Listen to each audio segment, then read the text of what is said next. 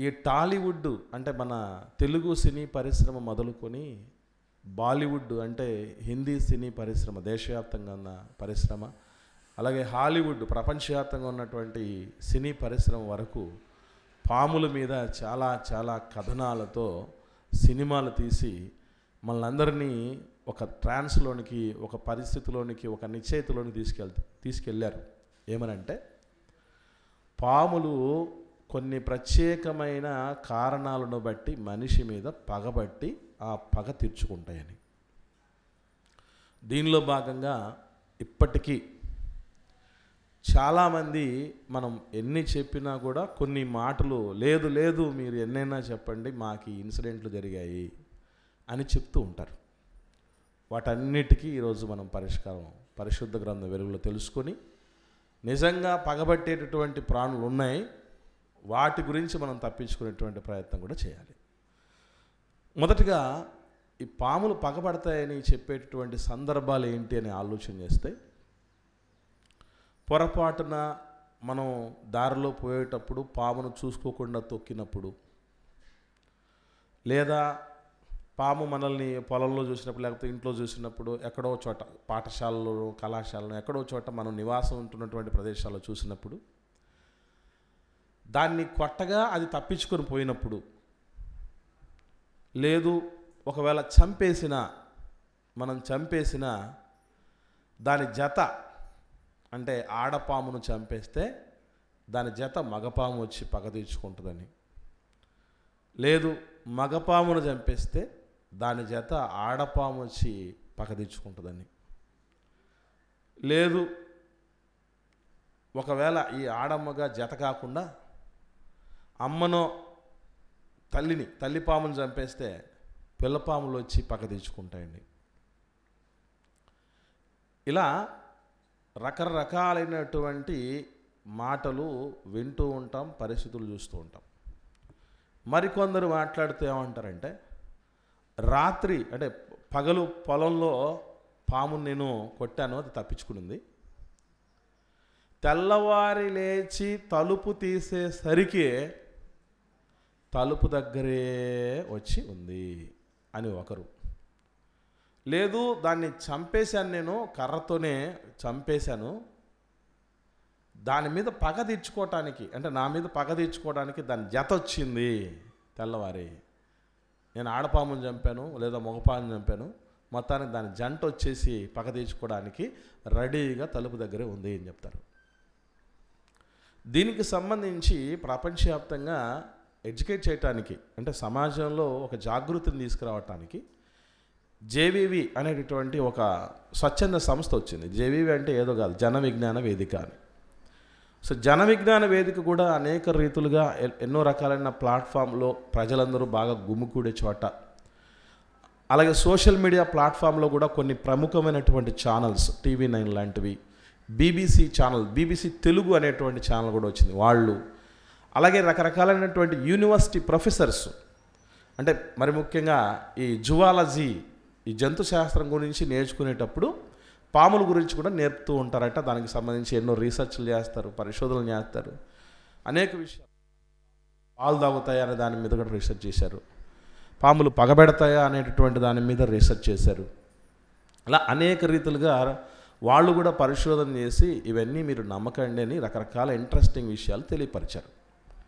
వాటిలో ప్రధానమైన విషయాలు ఏంటంటే, మన దేశంలో ప్రధానంగా 100 రకాల పాములు ఉన్నాయట. ఈ 100 రకాల పాములలో 4 రకాల పాములు మాత్రమే విషపూరితమైన పాములండి. అందులో నాగుపాము అనేది ఒకటి, నల్లత్రాచ్ అనేది ఒకటి, రక్త పింజరి ఒకటి, సముద్రపు పాము ఒకటి. ఈ 4 రకాలైనటువంటి పాములు పగబడతాయట. పగబడ్డం కాదు, విషపూరితంగా ఉంటాయని. పగబడ్డం కాదు. ఈ విషపూరితమైనటువంటి పాములు అంటే ఏ రకమైన పాము కాటేసినా నేను చచ్చిపోతానని వాటిని చంపేస్తున్నారు చాలామంది. ఇకపోతే పగబడతాయేమో, నన్ను చూసా కనుక పగబడతాయేమో అని చంపేటువంటి వాళ్ళు చాలామంది. ఇలాంటి పరిస్థితుల్లో ఉన్నప్పుడు పాముల గురించినటువంటి అనేకమైన ఫ్యాక్ట్స్ ఏంటంటే, మనకు కుక్కలు ఎలాగైతే కొన్ని ప్రాంతాల వరకు పరిమితం అవుతాయి. మీరు గమనించండి, గ్రామ సింహాలను పేరు కుక్కలకి. అంటే అవి ఆ హ్యాబిటేషన్ ఏదో ఒక రేఖ గీసేసినట్టు, సరిహద్దు గీత గీసేసినట్టు అక్కడ దాకా వచ్చి మళ్ళీ ఏమవుతాయి తెలుసా, మళ్ళీ వెనక్కి వచ్చేస్తాయి. అట్లాగే పాములకు కూడా కొన్ని హ్యాబిటేషన్స్ ఉన్నాయట. అంటే ఆ యొక్క ఆవాస ప్రాంత పరిధి వరకే ఉంటాయట, దాన్ని మించి రావట.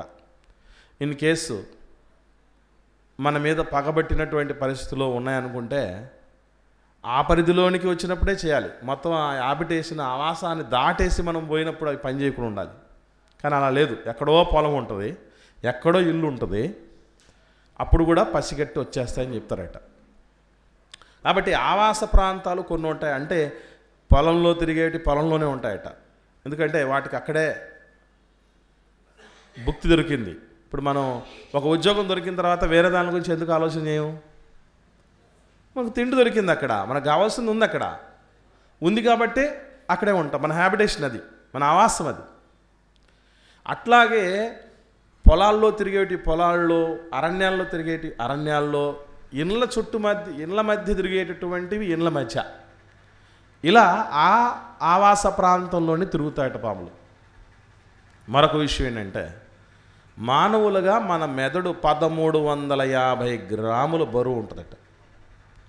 జీవరాశులన్నింటిలోనూ అత్యంత వికసించిన, పరిణతి చెందిన, అభివృద్ధి చెందినటువంటి మెదడు కేవలం మానవుడికి మాత్రమే ఉందట. పాములకు ఎంత మెదడు ఉంటుందో తెలుసా అండి? ఎంత బరువు ఉండే మెదడు ఉంటుందండి? 5 గ్రాముల బరువు ఉండే మెదడు ఉంటుందట.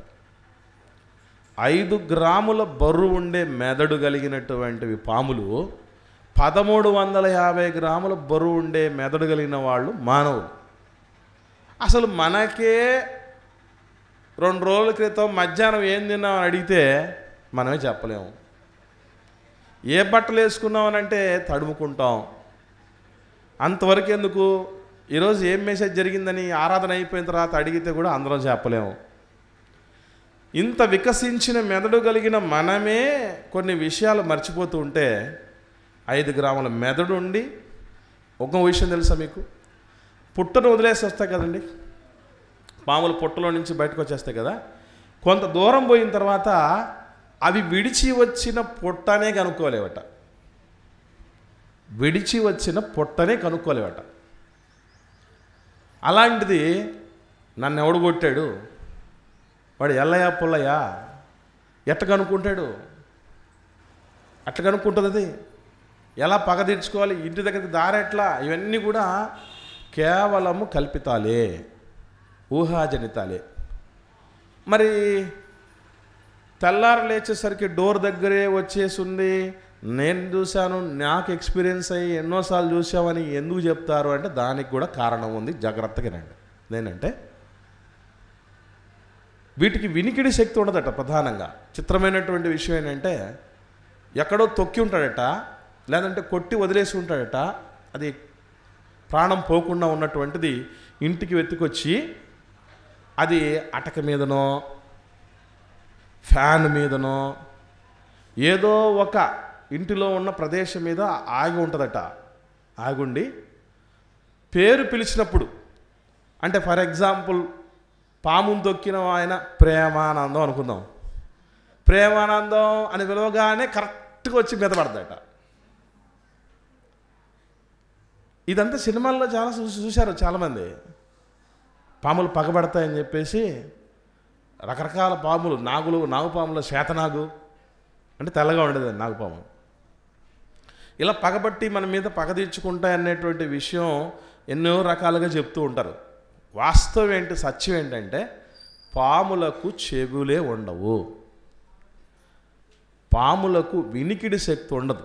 కేవలము భూశబ్ద తరంగాలు ఉన్నాయి చూసారా, వైబ్రేషన్స్ అంటారే, ఈ తరంగాలను బట్టే అక్కడ ఏదో ఉంది, ఎవరు వస్తున్నారు అనేటటువంటిది దానికి అర్థమయ్యి అక్కడి నుంచి పోవటమో లేకపోతే పోయేటటువంటి అవకాశం, తప్పించుకునే అవకాశం లేనప్పుడు దాడి చేయటమో తప్ప మరొకటి చేయదట. బైబిల్లో కూడా దేవుడు చాలా స్పష్టంగా చెప్పాడు. ఏమనంటే పాములకు ఏముండదంటే వినికిడి శక్తి ఉండదు. చెవిటి పాములు అన్నాడు. ఒకసారి చూద్దాం కీర్తన గ్రంథం 58వ కీర్తన 5వ వచనంలో. ఇది కూడా మనకు తెలియాలి. ఏది? ఇదిగో ఇట్లా పేరు పిలవగానే వచ్చి మీదపడి కాటేసి పగ తీర్చుకుందని మాటలు వింటున్నారు కదా, అది ఎంతవరకు నిజం అనేది పరిశుద్ధ గ్రంథంలో దేవుడు ఏనాడో చెప్పాడు. చూద్దాం 58వ కీర్తన 5వ వచనంలో.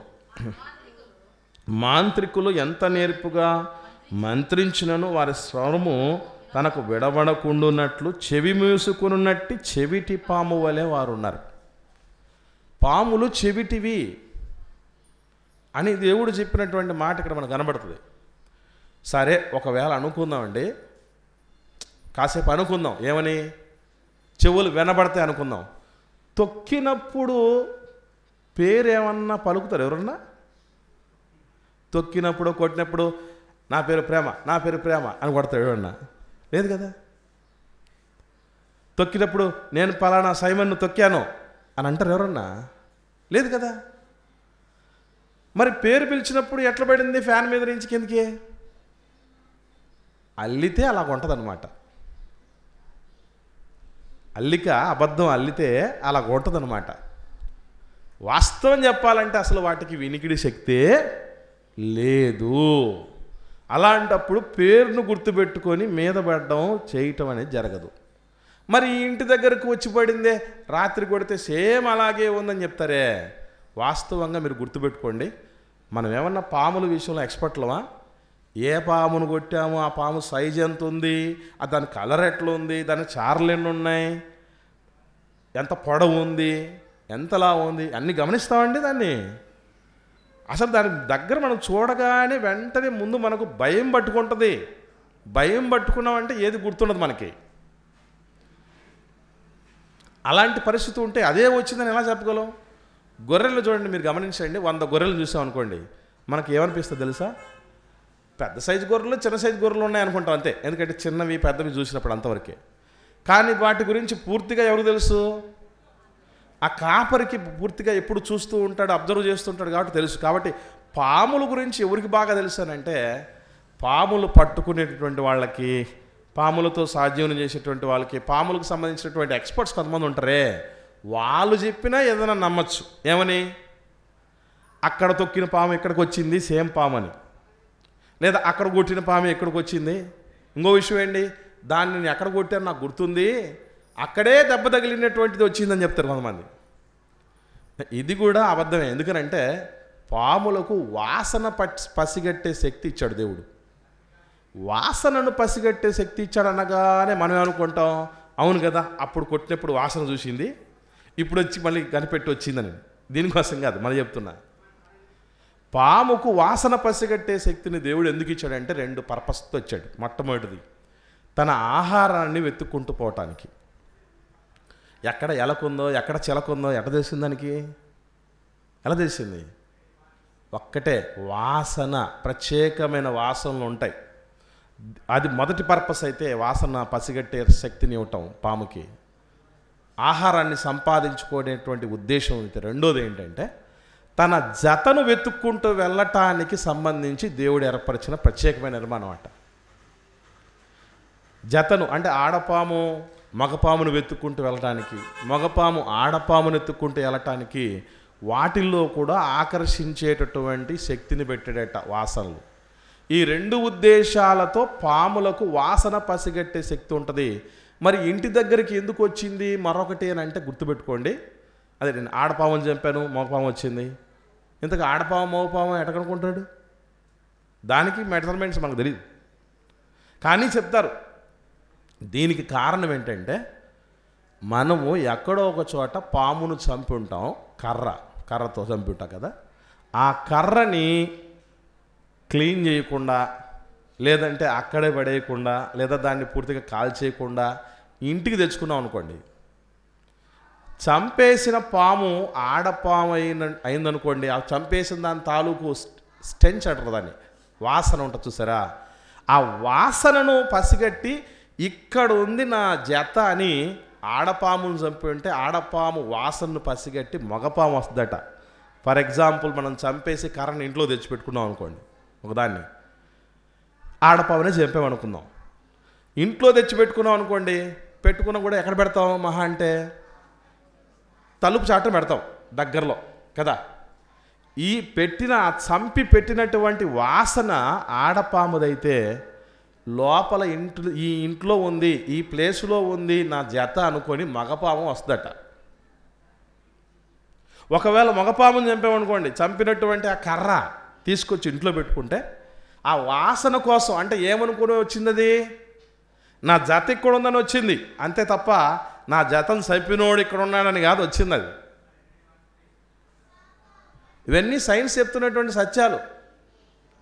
జత కోసం వాసన పసిగట్టి వచ్చిందే తప్ప ఒకటి కరెక్ట్గా ఇంటి వాకిడి దగ్గర ఎందుకు వచ్చిందని అంటే లోపలికి ఎంటర్ అవ్వడానికి అది ద్వారం, అక్కడ అది మూసే ఉంది, ఎంటర్ అవ్వడానికి ఎన్నో మార్గాలు చూసి ఉంటుంది. కుదరక ఎప్పుడో ఒకసారి తెరవపోతాడా, నా పని నేను చేసుకోపోతుందా, దాని ఆలోచనట. ఇందుకోసం వచ్చి ఉంటాయట.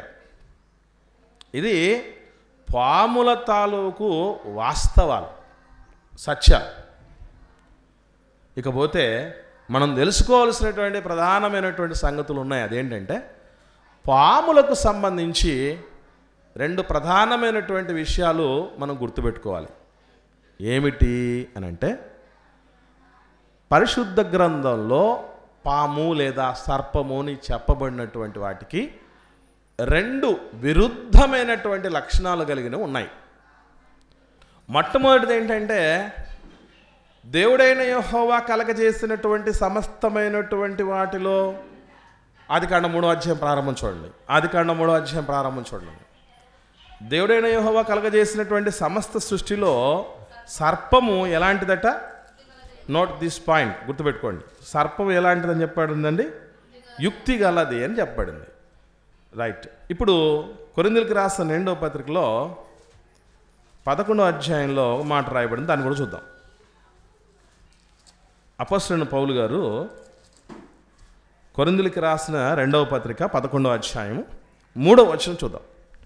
3వ వచనం, సర్పము తన కుయుక్తి చేత హవ్వను మోసపరచినట్లు అన్నాడు. ఇక్కడ మనం గమనించాల్సిన ప్రధానమైన విషయాలు, ఇక్కడే తేడా ఉంది. ఆదికాండం 3వ అధ్యాయం ప్రారంభంలో చెప్పబడినటువంటి సర్పం ఎలాంటిదని చెప్పబడిందండి? యుక్తి గలది. ఇక్కడ పౌలు గారు మాట్లాడుతూ చెప్పినటువంటి ఈ మాటలో ఏమి కలిగిందని చెప్తున్నాడు?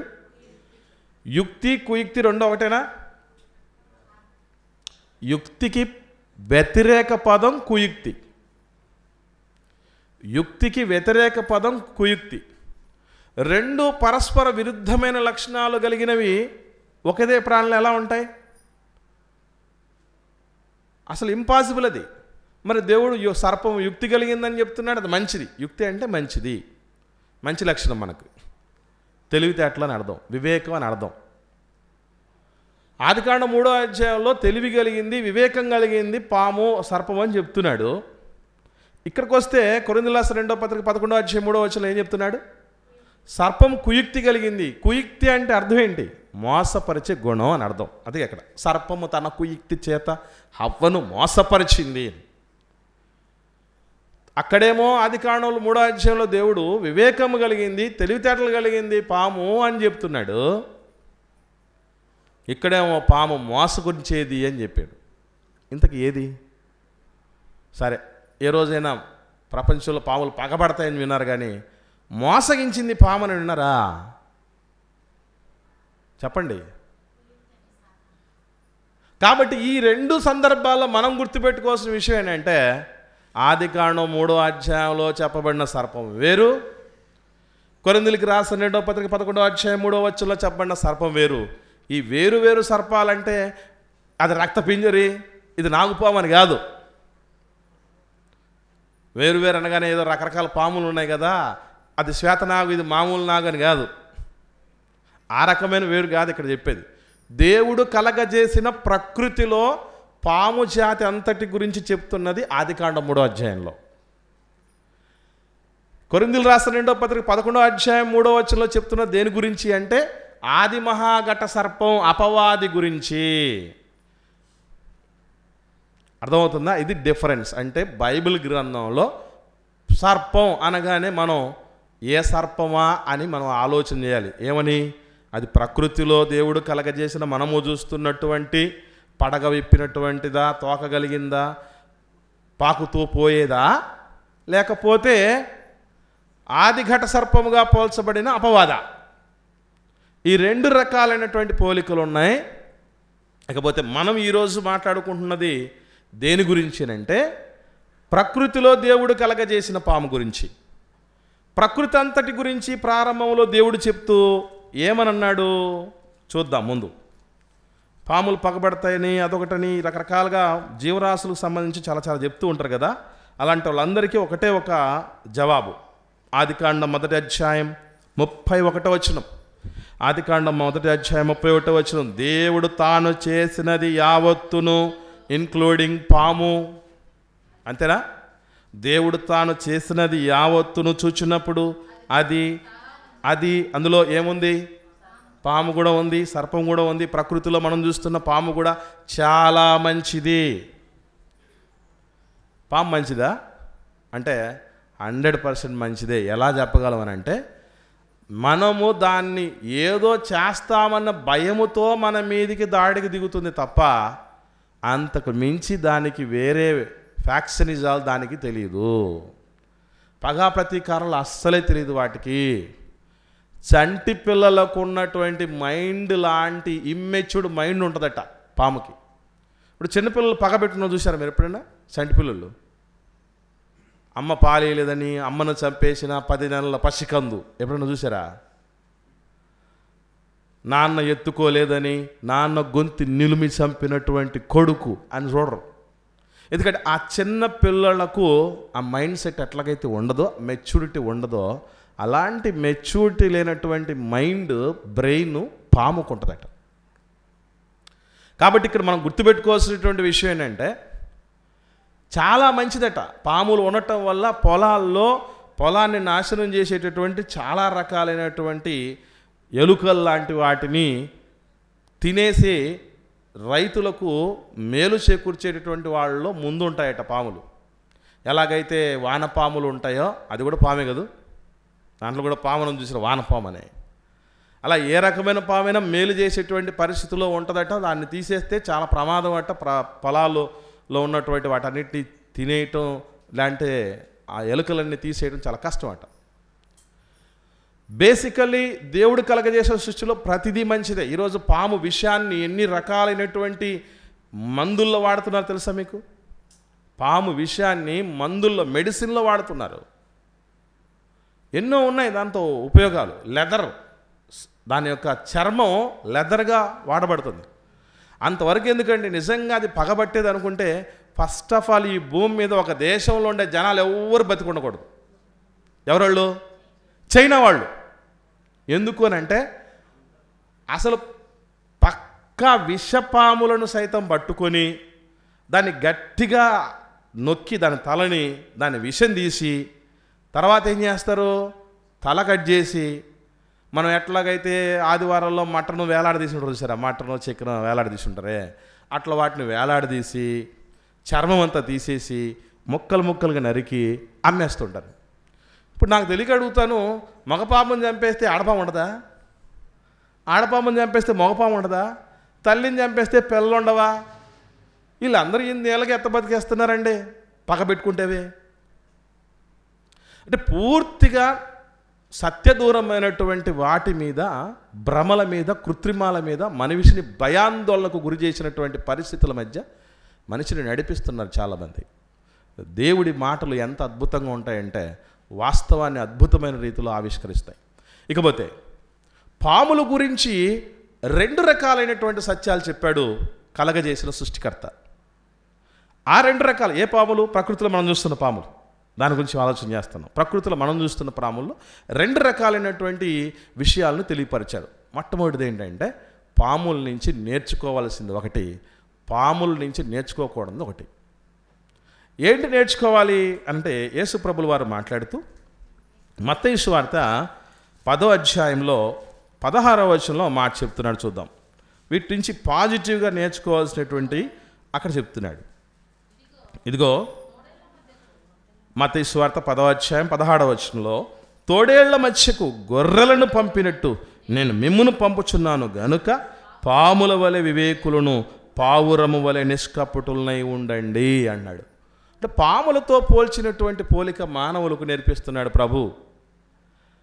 నిజంగా దేవుడికి యేసుప్రభుల వారికి ఉన్నటువంటి మంచి గుణం ఏంటంటే, మనకు పలానా దాని వల్ల ప్రమాదం ఉందంటే వాళ్ళకంటే ముందు ఎవరు చెప్పరు. ఉదాహరణకి ఏదైనా తోటలో తోట చెట్ల మధ్య మంచి చెడ్డలు తెలియచు వృక్షఫలం ఉంది, దాన్ని మీరు తినకూడదని ప్రమాదం గురించి చెప్పారా లేదా? ఖచ్చితంగా. ఎరికోలో శపితమైన దాన్ని ముట్టకూడదు, ముట్టితే చచ్చిపోతారని ముందే చెప్పాడా లేదా? చెప్పాడు దేవుడు. ఎన్నో సందర్భాల్లో చరిత్రలంతట్లో మనం ఆలోచన చేస్తే ఎక్కడ ప్రమాదం ఉంటే అక్కడ ముందే దేవుడు చెప్తాడు. కయ్యను మైండ్ సెట్ మారింది, వెంటనే దేవుడు రాలే, దేవుడు వచ్చి కౌన్సిలింగ్ ఇవ్వాల. ఇలా ఎక్కడైతే ప్రమాదం ఉంటుందో అక్కడ దేవుడు వచ్చి ముందే చెప్తాడు, జాగ్రత్త పడండి అని. మనుషుల గురించి జాగ్రత్త పడండి అని చెప్పాడు, ఎందుకంటే వాటితో ప్రమాదం ఉంది. అలాగే పాముల వల్ల ప్రమాదం ఉండిన ముందు అందరికంటే ముందు ఎవరు చెప్పేవాళ్ళు మనకి? యేసుప్రభు చెప్పేవాడు. పాముల గురించి జాగ్రత్తగా ఉండండి ఆయన, పగబడతాయి అవి, మీ ఇంట్లోకి వస్తాయి, మీ పేరు ఉంటాయి, పేరు ఉండగానే పైన ఉన్నటువంటి డాబా మీద నుంచి దూకుతాయి మీ మీద. ఎన్ని చెప్పేవాడు ఆయన, ఎందుకంటే ఆయనే కదా సృష్టికర్త. ఆయన సృష్టికర్త అయినప్పుడు మనకు ఆయనకంటే బాగా తెలుసండి. ప్రపంచంలో ఏ ఎక్స్పర్ట్కి తెలుసు వాటి గురించి? కాబట్టి ప్రభువు చెప్పేవాడు, కానీ ప్రభు చెప్తూ కూడా పాముల గురించి ఏమి చెప్పాడు అని అంటే వివేకం. అసలు తోడేళ్ల మధ్యకు గొర్రెల్లాగా పంపించినప్పుడు పాముల లాంటి వివేకం కలిగి ఉండాలంటే ఏం నేర్చుకోవాలన్నట్టు మనం అంటే, తప్పించుకునే గుణం పాములకు అన్నిటికంటే షార్ప్గా ఉంటుందట. ప్రమాద పరిస్థితి నుంచి తప్పించుకునేటటువంటి క్రమములో దానిలో చాలా షార్ప్గా మూవ్ అవుతాయట, అవి చాలా ఫాస్ట్గా మూవ్ అయిపోతాయట, చాలా ఈజీగా తప్పించుకుపోతాయట. అప్పుడంటే మీరు చూడండి, ఇంట్లో మనం పాము దూరింది అని తెలిసినప్పుడు అలికిడి చేసిన వెంటనే అవి ఏమైపోవడానికి ప్రయత్నం చేస్తాయి తెలుసా? తప్పించుకొని పారిపోవడానికి ప్రయత్నం చేస్తాయి. ఇటు తిరిగి అటు చూసేలోపు కనపడకుండా పోతాయి. అంటే తప్పించుకునేటటువంటి గుణం, ప్రమాదము నుండి తప్పించుకునే గుణం ఎట్లా కలిగి ఉండాలంటే పామును చూసి నేర్చుకోవాలంటాడు. మనకు కూడా ప్రమాదం ఉంది. భూమి మీద బతుకుతున్నప్పుడు వేషధారుల మధ్య, నమ్మకార్థుల మధ్య, అన్యజనుల మధ్య, వక్రజనము మధ్య బతకాల్సిన పరిస్థితులు, మనల్ని అనేకమైన నమ్మించి నమ్మబలికి మోసం చేసేటువంటి, అన్యాయం చేసే పరిస్థితుల మధ్య మనం అందరం ఉన్నాం. ఇటువంటి పరిస్థితుల నుంచి మనం తప్పించుకోగలగాలి. బుద్ధిమంతుడైనటువంటి వాడు కిందనున్న పాతాళం నుంచి తప్పించుకుంటాడు అని. ఇలా భూమి మీద బతికినప్పుడు, అలాగే బతుకుతున్నప్పుడు ఇహలోక మాలిన్యం అంటకుండా, లోకస్తుల యొక్క దుష్టులైన వారి చేతిలో పడకుండా మనం తెలివితేటలు కలిగి ఉండాలి, వివేకం కలిగి ఉండాలి. యేసుప్రభు ఎన్నిసార్లు తప్పించుకోలే శాస్త్రుల పరిశీలన దగ్గర నుంచి?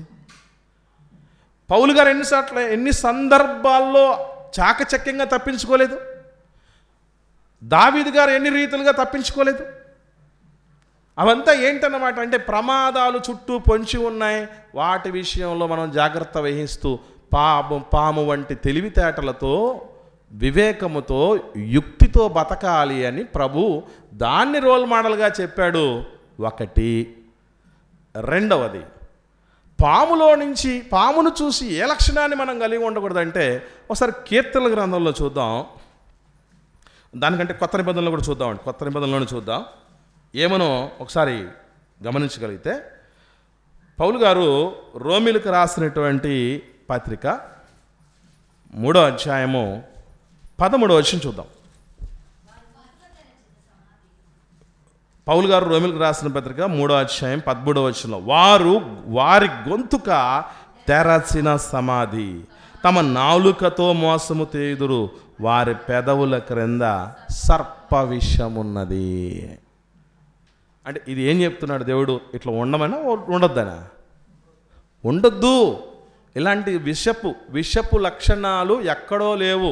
పాము కూరల్లో విషం ఉందనుకుంటారు, కానీ మనిషి నాలుక అంతకంటే ప్రమాదకరమైన. ఒక వీడియో చూశానండి మా గ్రూప్లో, ఈ టీచర్స్ గ్రూప్లో ఇంటలెక్చువల్స్ ఎక్కువగా ఉంటారు కాబట్టి అక్కడికి కొన్ని పరిస్థితులు పంపిస్తూ ఉంటారు. యాపిల్ కోయాలని కూర్చొని ఉంటాడు కొడుకు.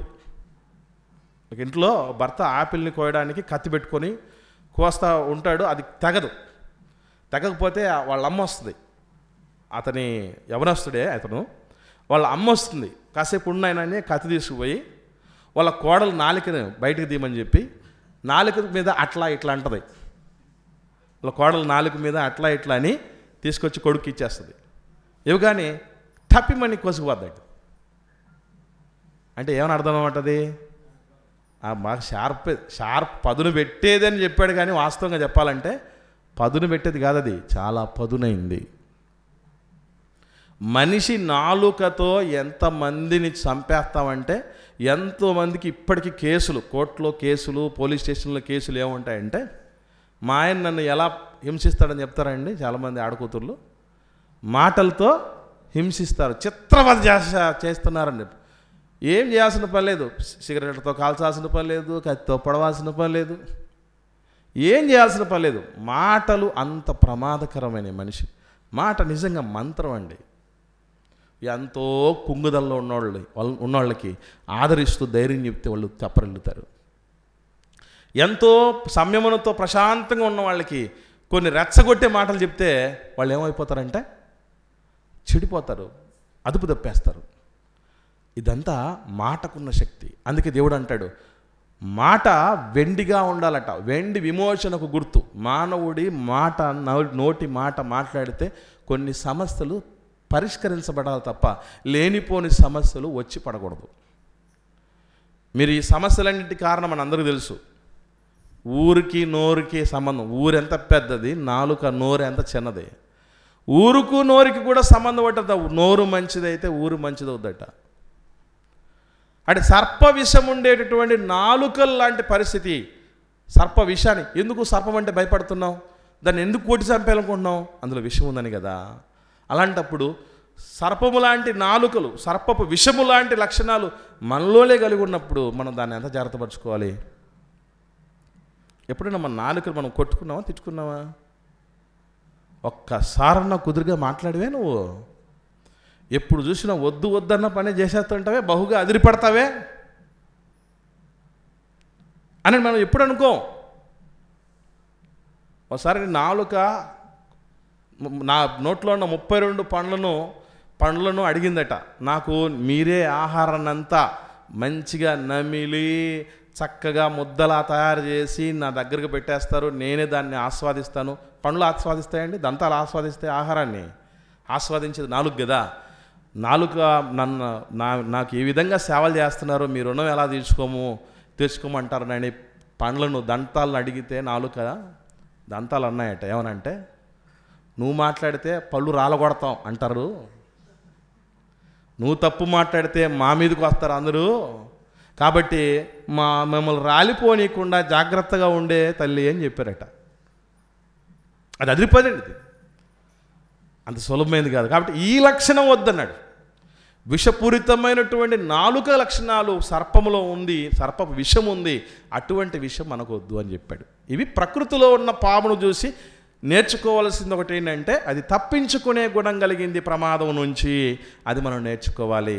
అది ప్రమాదకరమైనటువంటి విషం కలిగి ఉంది, అటువంటి విషపు లక్షణాలే మన నాలుకలో ఉన్నాయి, అది మనం కలిగి ఉండకూడదు అని నేర్చుకోవాలి.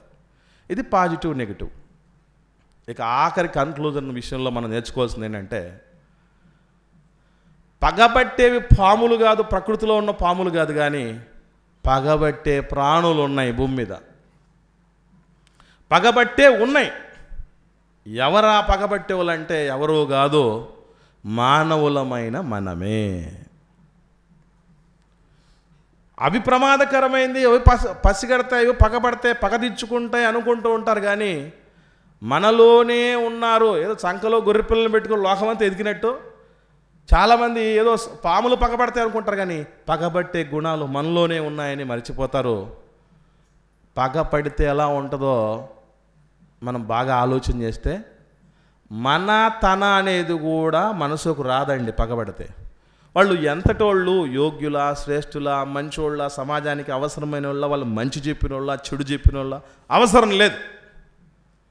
పగ పట్టే లక్షణం మనిషికి ఎప్పుడు వస్తుందంటే, నన్ను అవమానపరిచారు అన్నప్పుడు వస్తుంది పగ.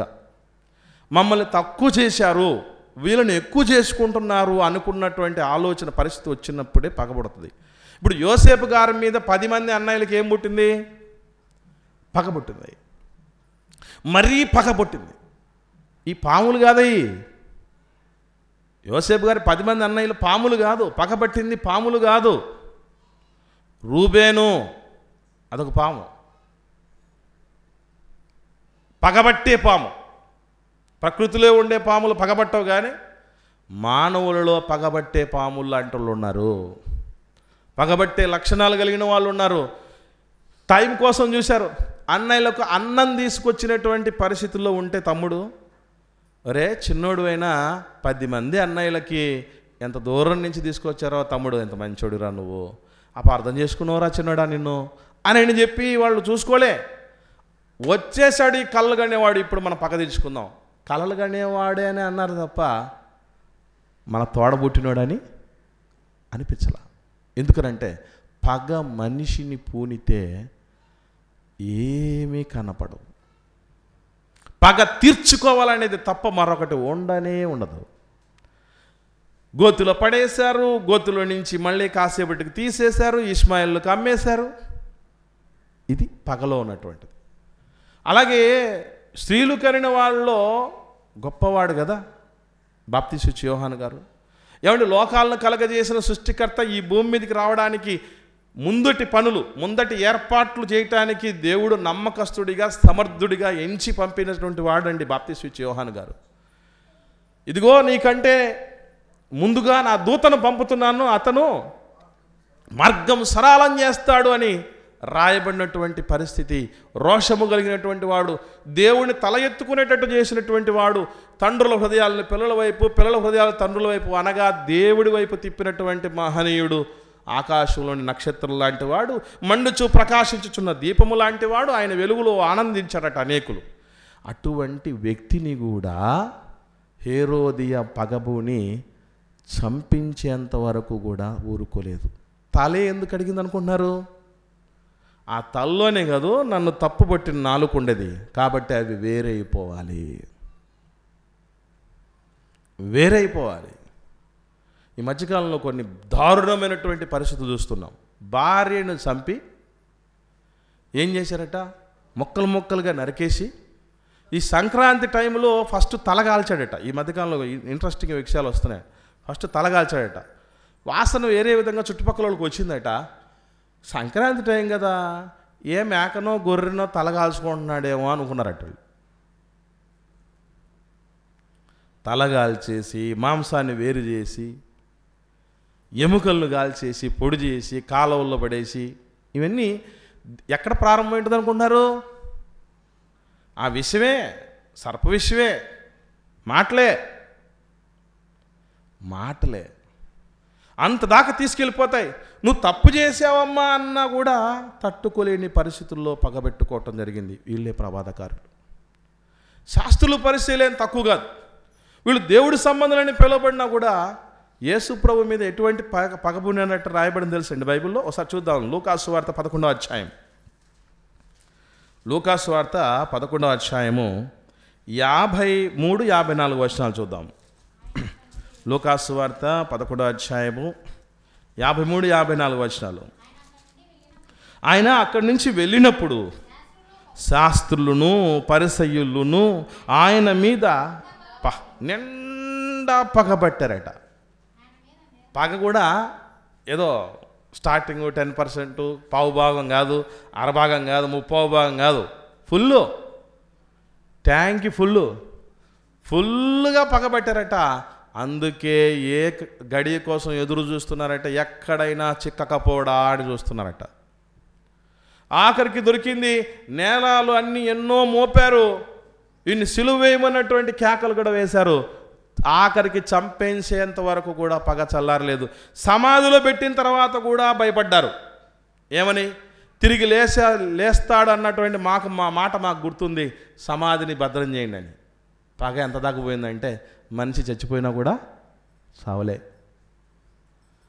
ఈ ప్రపంచంలో సమాధికి కూడా సెక్యూరిటీ పెట్టారు అంటే ఒక్క యేసు ప్రభు సమాధికి మాత్రమేనండి. ఎవరి సమాధికి ఇవ్వడానికి సెక్యూరిటీ పెడతాడా? కానీ యేసుప్రభు సమాధికి సెక్యూరిటీ, టైట్ సెక్యూరిటీ పెట్టేశారు. ఇదంతా పగ తాలూకు లక్షణాలు ప్రియులరా. దేవుడు ఏమన్నాడంటే చూద్దాం, లేవీకాండంలో 19వ అధ్యాయము 17వ వచనం చూద్దాం. లేవీకాండం 19వ అధ్యాయము 17వ వచనంలో, నీ హృదయములో నీ సహోదరుని మీద పగ పట్టకూడదు, నీ పొరుగువాడిని పాపము నీ మీదికి రాకుండానట్లు నీవు తప్పక వాడిని గద్దించాలి. ఒకవేళ తప్పే చేశాడు అనుకోండి, నన్ను అంటావా అని మనసులో పెట్టుకొని పగపెచ్చుకోవడం కాదు. ఏం చేయాలి? గద్దించు. గద్దించనైనా గద్దించు, కానీ పగ మాత్రం పెట్టుకోవద్దు అన్నాడంటే పగ ఎంత ప్రమాదకరమైందో మర్చిపోకూడదు. ఇంకా ఏమంటాడు ఎన్నో సందర్భాల్లో దేవుడు, పగ తీర్చుకొనుట మీ పనే కాదయ్యా, పగ వద్దు అంటాడు. నేను ప్రతిఫలం ఇస్తా, నేను చూసే పరిస్థితి నేను చూసుకుంటానంటాడు దేవుడు. కాబట్టి ఎవరి మీద మనం పగ పెట్టుకునే పరిస్థితి ఉండకూడదు. కానీ ఒకవేళ ఎవరైనా మన మీద పగబూనే విధంగా ఉన్నారంటే అది ఏ లక్షణాన్ని బట్టి ఉండాలి తెలుసా? అది కూడా గుర్తుపెట్టుకోండి. మళ్ళీ చెప్తున్నా, ఒకరు మన మీద పగ పెట్టుకొని ఉన్నారనుకోండి, ఎటువంటి లక్షణాన్ని కలిగి ఉండగా వాళ్ళు మన మీద పగ పెట్టుకోవాలంటే, యోసేపు గారు ఉన్నారు, మంచోడైనప్పటికీ పగ అన్నోళ్ళు పెట్టుకున్నారా? లేకపోతే అన్నోళ్ళకి ఏమన్నా అన్యాయం చేశాడని పగ పెంచుకున్నారా? మంచోడైనప్పుడు కూడా మనం కూడా ఎవరైనా మన మీద పగ పెట్టుకోవాలంటే మన మంచితనాన్ని బట్టే వాడు పగ పెట్టుకోవాలి తప్ప, మనం మోసగించామనో అన్యాయం చేశామనో దుర్మార్గులమనో మన మీద పగ పెట్టుకోకూడదు. బాప్తిస్మ యోహాను గారి మీద పగ పెట్టుకుంది. ఏ చెడ్డోడా? ఎవరికి అన్యాయం చేశాడు? ఇప్పుడు హేరోదును ఫిలిప్పును వదిలేసి నా దగ్గర రాని పిలిచాడు. ఏమన్నా హేరోదుని కాదు కదా, అంటే తప్పు మాటలు మాట్లాడలేదు కదా. ఏం చేశాడండి ఆయన? పోనీ ఏం పర్లేదమ్మా, నువ్వు చేసే పని నువ్వు చేసేసే, నేను నీకోసం ప్రార్థన చేస్తాను, నువ్వేమైనా కానికి అన్నాడు. ఏమండి? అది లేదు కదా. ఇలాంటివి ఏవి అనకుండా మంచి చెప్పినందుకే పగబట్టారు. చూసారా? ఎస్, మనం యోసేపు గారి స్థానంలో ఉండి ఎదుటివారి నుంచి పగబట్టినా నో ప్రాబ్లం మనకి. మనం బాప్తిస్మ యోహాను గారి స్థానంలో ఉండి ఎవరన్నా మన మీద పగబట్టినా మనకేం కాదు. ఎందుకంటే దేవుడి సెలవు లేనిదే ఎవరన్నా పగబట్టినంత మాత్రం చేత మనకేమన్నా అయిపోద్దని అనుకోకండి. దేవుడి సెలవు లేకపోతే వెంట్రుకు కూడా రాలదట. అలా కాకపోతే ఎంతమంది లేరండి మన మీద పగబెట్టుకున్న వాళ్ళు? ఈరోజు ఈ స్థితి వరకు ఉన్నామంటే దేవుడి చల్లని చూపులు మన మీద ఉన్నాయి కాబట్టి ఈ పగలు ప్రతీకారాలు ఉండేవాళ్ళు ఉండొచ్చు. కాకపోతే మన మీద ఏముండకూడదు అని అంటే, నువ్వు మోసం చేసావు కాబట్టి నీ మీద వాళ్ళు పగ పెంచుకున్నారనేది ఉండకూడదు. నువ్వు అన్యాయం చేసావు కనుకనే, నువ్వు ద్రోహం చేసావు కనుకనే నీ మీద ఎదుటివాడు పగ పెట్టుకున్నాడనే పరిస్థితి ఉండకూడదు. మన మంచితనాన్ని బట్టి, వాళ్ళ దుర్మార్గాన్ని బట్టి వాళ్ళు పగ పెంచుకోవచ్చు. యేసుప్రభు మీద పగబట్టారు కదా శాస్త్రుల పరిసరులు. ఆయన ఏం అన్యాయం చేశాడు? ఆయన ఏం ద్రోహం చేశాడు ఎవరికైనా? ఆయన పాపము చేయలేదు, ఆయన నోట ఏ కపటము లేదు, అన్ని విషయంలో ఆయన శోధించబడిన మనవలే ఆయన పాపము లేనివాడిగా ఉన్నాడు, పవిత్రుడును, నిర్దోషి, నిష్కల్మషుడు, పాపుల్లో చేరక ప్రత్యేకంగా ఉన్నటువంటి వ్యక్తి కదా ఆయన. అంత పవిత్రుడిగా ఉన్నటువంటి పరిస్థితి ఉండి ఈ పరిస్థితిని తట్టుకోలేక ఎవరైనా మన మీద పగబెట్టుకోవచ్చు. అది మన ధన్యత. గుమ్మములో నిలిచి బుద్ధి చెప్పు వారి మీద మనుషులు ఏం చేస్తారట? పగబెట్టుకుంటారని రాయబడింది. కనుక ఈ రకమైనటువంటి పరిస్థితి మనం అంటే ఎదుటి వాళ్ళు మన మంచితనాన్ని బట్టి, మన సుగుణాలను బట్టి, మన పవిత్రతను బట్టి, మన శ్రేష్టతను బట్టి మన మీద పగ పెంచుకుంటే మనం ధన్యులమే. నేను వన్స్ ఒక పాస్టర్స్ అసోసియేషన్లో ఉన్నాను. కరోనా టైంలో చాలామంది ఔత్సాహికులు, మన సంఘం కూడా దాదాపుగా 60 నుంచి 70,000 రూపాయల వరకు అందరం పోగేసుకొని అన్నార్థులకు చాలామందికి సహకారం అందించావు దేవుడి మహాకృపను బట్టి. దీనిని క్యాష్ చేసుకోవాలని అక్కడ ఉన్నటువంటి నాయకులు, అసోసియేషన్లో ఉన్నటువంటి నాయకులు చూశారు. అంటే ఇచ్చింది ఒకరైతే మేమిచ్చాము అన్నటువంటి రీతిగా వాళ్ళు పేరు తెచ్చుకొని ఆ ఫోటోలు తీసుకొని మరికొందరు దాతల దగ్గరికి పోయి మేము ఇన్ని సహకారాలు చేస్తున్నాం, మీరు కూడా చెయ్యండి అని చెప్పేసి డబ్బు దండుకోవటానికి ప్రయత్నం చేస్తూ ఉంటే నేను దీన్ని పసిగట్టి వాళ్ళని ఏ విధంగానైనా అసోసియేషన్ నుంచి తీసేయాలని ఆలోచన చేశా. ఇది వాళ్ళు పసిగట్టారు. పసిగట్టి ఎక్కడ దాకా తీసుకెళ్లారంటే, వీడు రిజర్వేషన్లో జాబ్ తెచ్చుకొని లాజరస్ అనేటటువంటి పేరుతో కొనసాగుతూ ఉన్నాడు, ప్రభుత్వం నుంచి అంత లబ్ధి పొందుతున్నాడని ఏకంగా డిఎస్పి దగ్గరికి రిపోర్ట్ తీసుకెళ్లారు. డిఎస్పి దగ్గర నుంచి డిఈఓకి, డిఓ దగ్గర నుంచి డిప్యూటీ డిఓకి, డిప్యూటీ డిఓ దగ్గర నుంచి ఎంఈఓకి, ఎంఈఓ దగ్గర నుంచి హెడ్ మాస్టర్కి, టీచర్లకు, గ్రామస్తులకు, జిల్లా కలెక్టర్కి అందరి దగ్గరికి చేరిపోయింది నా గురించి, నేను ఫలానాని ఇటు చేస్తున్నానని. చూడండి, కావాలంటే ముఖం ఒకటే, సెల్ నెంబర్ ఒకటే, పేరు మాత్రం వేరేది పెట్టుకున్నాడు. అన్నీ చేసేశారు. ఎందుకంటే పగది. దేన్ని బట్టి? ఒరే దుర్మార్గంగా ఇది చేయకండిరా, సేవకులకు మరి కఠినమైన తీర్పు ఉంటుంది అని మనం చెప్పి వాళ్ళని చెప్పినా కూడా వినని పరిస్థితిలో ఉన్నప్పుడు వాళ్ళు తొలగించాలని చూసినప్పుడు మనిషి పట్టిన పగ. అలాంటి పగలు పట్టిన మనకేం కాదు, నాకేం కాలే.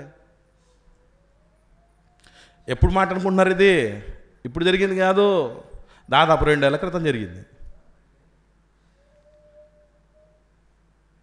కరోనా సెకండ్ వేవ్ ఆ టైంలో జరిగినటువంటి విషయం అది. కాబట్టి దానివల్ల ఏం జరిగిందని అంటే, అందరూ గ్రామస్తులు, మా కొలీగ్స్, హెడ్ మాస్టర్ అందరూ రాసిచ్చారు, మేము ఇట్టటువంటి చూడలేదయ్యా అని. వాడు ఉండడం వల్ల స్కూల్లో స్ట్రెంత్ పెరిగింది. ఒక్క పొరపాటు కూడా ఫలానా అని దేవుడి గురించి చెప్పడం కానీ, ఎంక్వైరీ కూడా ఆఫీసర్స్ ఎలాగంటే స్కూల్లో ఉండి ఏమైనా మత సంబంధమైనటువంటి బోధ చేస్తున్నాడా, ఎవరికైనా మీకు కూడా చెప్పాడా అని స్టాఫ్ని అడగటం, పేరెంట్స్ని అడగటం, పిల్లల్ని అడగటం, అన్ని ఎంక్వైరీలు అయిపోయాయి. మనకేం అవసరం? అక్కడ పనిచేసేటువంటి చోటు, మనకు ఆ రూల్స్ రెగ్యులేషన్స్ అన్ని తెలుసు. కాబట్టి అంత మిస్టర్ పర్ఫెక్ట్ అని రాయించడం పంపించింది. నోరు మూసుకున్నారు అందరూ. ఎందుకనంటే మన పక్షాన దేవుడు ఉంటే మనకెవడు విరోధుడు ఉండడు. మన పక్షాన దేవుడు ఉంటే మనకెవరు విరోధులు ఉండరు. పనికిరాని వాళ్ళనే కాపాడుకుంటున్నాడు దేవుడు, పనికి వచ్చేవాడిని కాపాడుకోడా. కనుక ప్రియులారా, ఆ రీతిగా మంచిగా ఉండడాన్ని బట్టి పగబట్టచ్చు. యేసుప్రభు మీద పగబట్టినట్టు, బాప్తిస్మిచ్చే యోహాను గారి మీద పగబట్టినట్టు, యోసేపు గారి మీద ఎవరన్నా పగబట్టినట్టు, మనం అయితే ఎవరి జాబితాలో ఉండాలంటే యోసేపు గారు అన్నంలాగా ఉండకూడదు, యోసేపు గారిలాగా ఉండాలి. హేరోదియలాగా ఉండకూడదు, బాప్తిస్మిచ్చే యోహాను గారిలాగా ఉండాలి. శాస్త్రులు పరిసయ్యులా ఉండకూడదు, యేసుప్రభులాగా ఉండాలి. అప్పుడే మన పక్షాన దేవుడు ఉంటాడు. ఇదండి పగ తాలూకు పగలు, ప్రతీకారాలు. కాబట్టి జాగ్రత్త వహిద్దాం. ప్రకృతిలో ఉన్నటువంటి పాముల గురించి ఆందోళన మనం తగ్గించుకొని, మనలో ఉన్న పాముల గురించి, విషసర్పాల లక్షణాల గురించి, పగబట్టే లక్షణాల గురించి జాగ్రత్త వహిద్దాం. ప్రార్థన చేసుకుందాం.